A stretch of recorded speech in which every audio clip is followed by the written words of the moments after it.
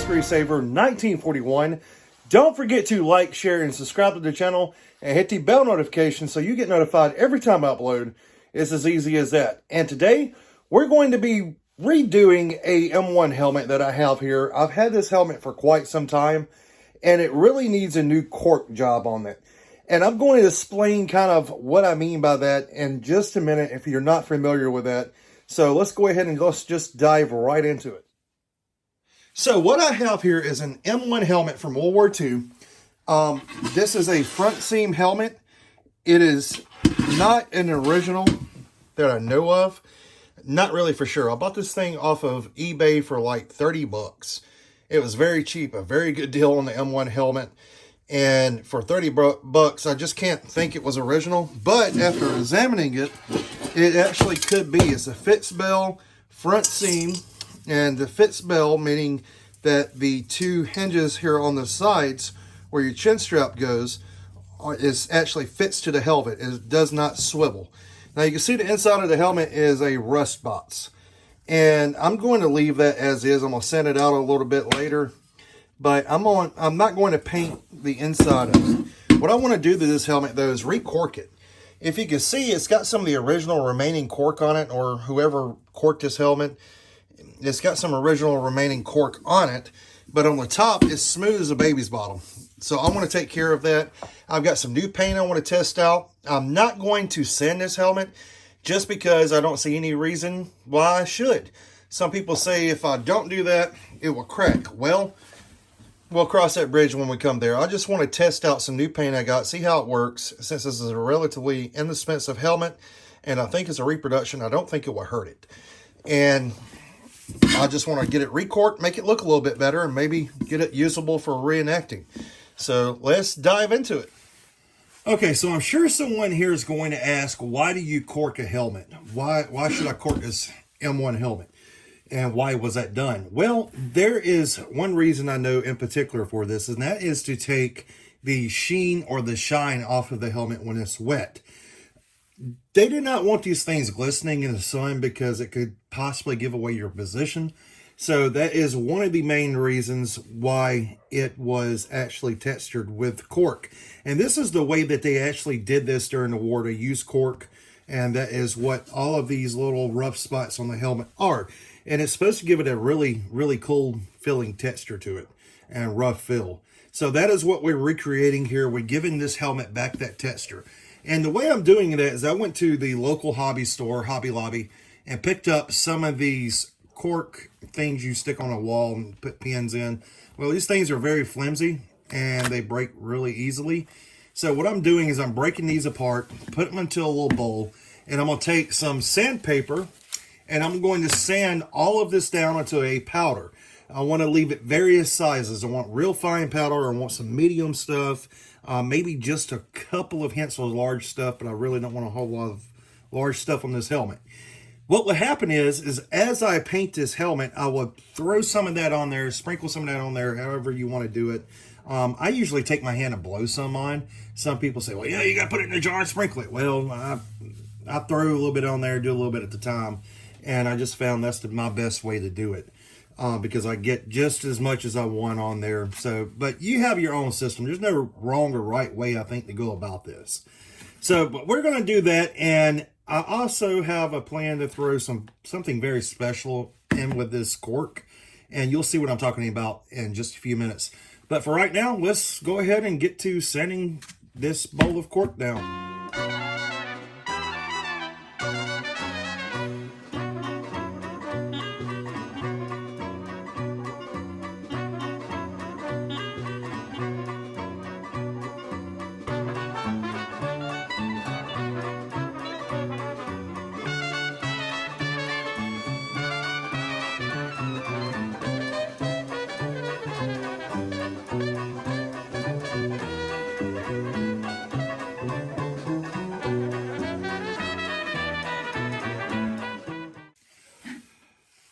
Okay, so we have hit our first snag. This cork that I bought here is actually pretty good, but the sandpaper is the enemy, and I think it's a combination of both because this stuff is really brittle.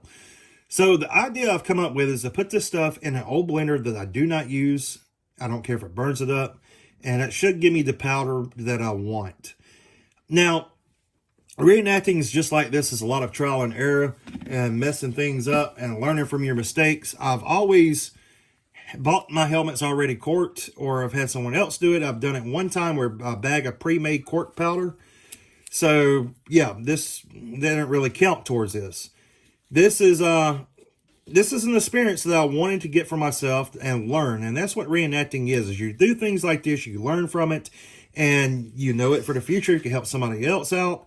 And of course, there's guys all over YouTube that do this. I've watched some of their videos, and you know, I just want to try it for myself. And you make mistakes, you learn from it, and you move on. And that's how we learn and improve. When you think you know everything, you need to take a step back and reanalyze what you want to do. So you never know everything. And I think every reenactor can vouch for that. But this is very fun for me. I mean, this is what I love doing. So I'm going to take all this, put it in this bowl. This should be plenty. I'm going to get some cork powder out of this, and we'll be back in a minute. Okay, so we're back. We've got our cork actually blended up. It turned out pretty good. You can see the powder there. We have some bigger chunks in here. We're going to take those out as we see them, or just not put them on the helmet. But we have some fine stuff. Now, the next thing I want to do is an idea I had that would be really cool, I thought. And this is I have a bag of sand, and it is from Utah Beach. So what I want to do is I actually want to take a little bit of this sand from Utah Beach, and I want to add it in to my cork that's going on my helmet. And it's got seashells still in here too, which is pretty neat. I'm going to try to keep those out though. And just get sand. And adding that sand to the cork, that will go onto my helmet, but my helmet will actually have sand on it from Utah Beach. I thought it was just a really neat addition, and something that would mean, you know, a little bit about this helmet. And see, there's seashells doing this. So we got to watch out for those, trying to keep those out of here. And, oh, dude, check out that seashell. Wow, that's amazing. And I had a friend bring me this sand back when he led a tour over on Utah Beach. And, yeah, it's just very neat. So, that should be enough. And, we've got sand inside of our cork from Utah Beach. We'll mix that up. So now this cork is actually mixed with Utah Beach sand, which is very neat to me in that aspect. So yeah, pretty cool. Let's get to the next step of this, shall we? And that's painting the M1 helmet. Okay, so we have our M1 helmet here, and we're getting ready to paint it. We're painting it with a paint that I'm going to test. If this doesn't work out, I'll use some of the Murray paint, but this is the 1265 flat olive drab from Testers.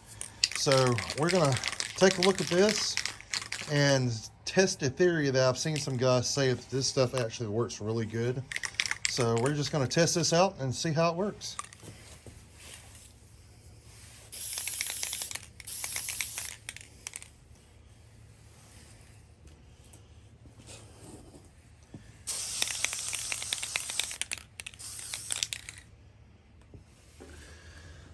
All right, so we're giving you another little close-up of the helmet here, and you can see some of the bigger cork that I was just talking about that I do not want on there. But as far as overall, I'm very happy with it. I did get some paint on my strap here, but that is sand right off with a little sandpaper once it dries. And then we're going to clean the rim up a little bit, and we're going to get some of this excess cork off and maybe hit it with one more spray, maybe. Just depending on how it looks once we get some of that cork off and see what we got. So we will be back with you guys later. All right, so we're back with you. It has been probably, I don't know, 2.5, 3 hours since we painted this thing. And as you can see, it has turned out actually pretty good. There's a couple of spots like this one here I need to touch up a little bit, maybe. But for the most part, this helmet has actually turned out quite well. So the thing I need to do now is I am going to clean this off a little bit, get some of this cork that's on this cardboard out the way, and I'm going to get some of the extra cork off this helmet. I've already rubbed it a little off camera with my hands a little bit, and a lot of that extra big stuff just fell off that I was not liking earlier. But the color, as far as the color, it came out well. It's got a couple of blemishes like right here. I'm not too worried about it. It's for reenacting. I want it to look a little worn, so that gives it some character. Plus there would be a net on here half the time anyway. But that's fine. It's going to get beat and banged up. Okay, so I went out. I knocked off a lot of that excess cork on the cardboard here just to get a cleaner workspace.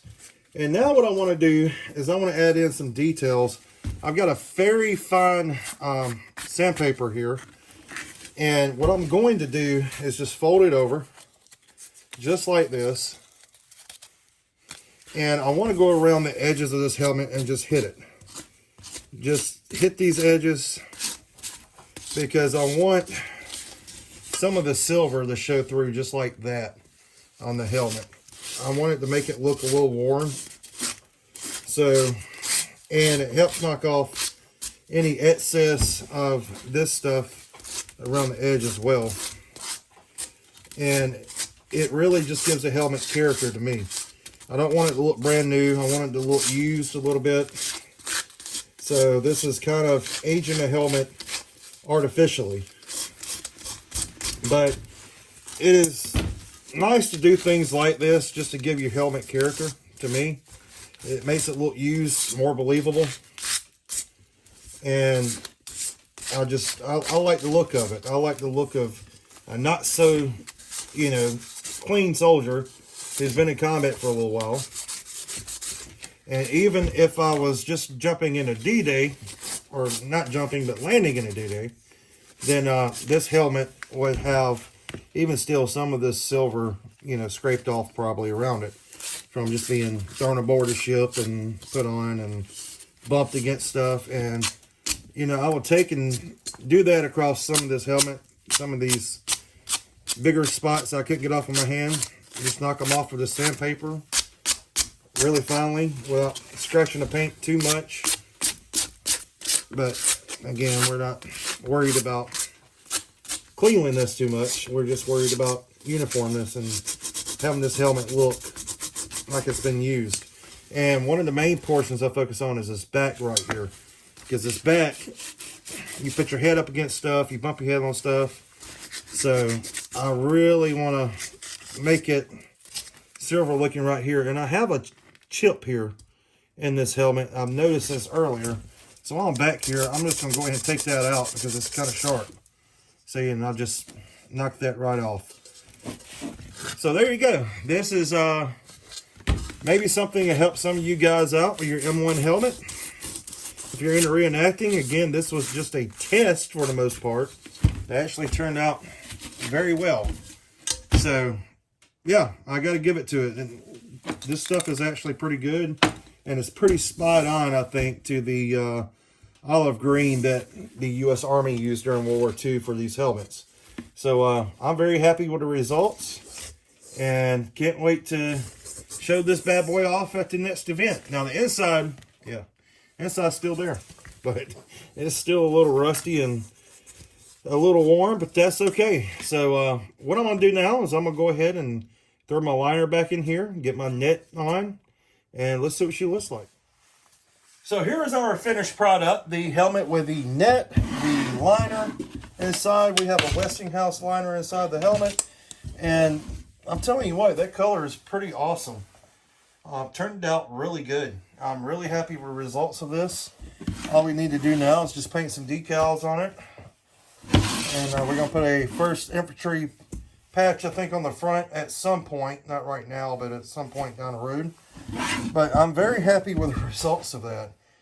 So, couldn't turn out any better if you ask me. My helmet has the proper corking to it now. And it looks very good.